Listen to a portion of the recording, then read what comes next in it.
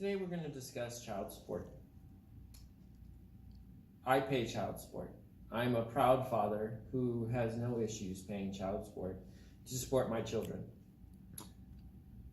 My question for you is, why does my children need more money than your children? Child support is set on a percentage of my income, but it doesn't take a percentage of my income to raise the child. I feel that equaling households is a fair way to go, but that requires the mom to work, and sometimes the mom is not able to work. And sometimes the father doesn't want their children. All of those things are a part of this aspect, but that doesn't change how child support is figured. And I am not saying that child support should not exist. I am a firm believer that child support needs to exist. That the father, whether he wants to be a part of that child's life or not, helps support that child. He took the opportunity to produce that child. Any parent that does not want the child should help support the child. And that works both ways. If the mother doesn't want the child and the father gets the child, I'm not criticizing the mother in any way, but she needs to then pay child support. She is no longer supporting the child. The father is. She needs to assist in that same process. And it should work both ways. Child support is another program out there like our welfare system, which I've done a video on before.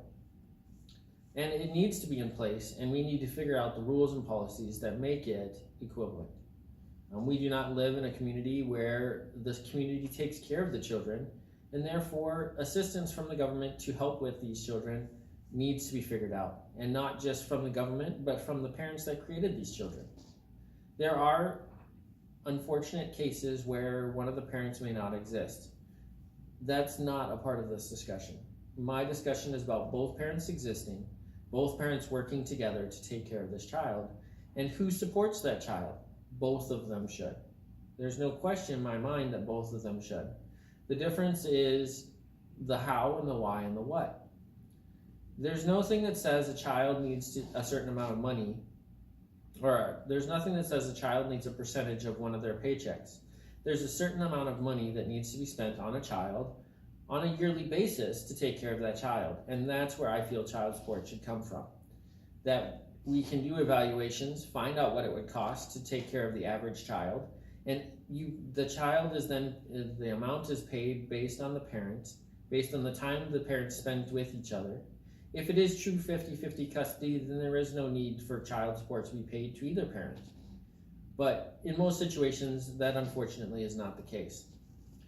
But we'd evaluate the cost of what it costs to take care of a child for 18 years of their life, and then you divide it out, and you figure out what it costs by each year, and then by each month.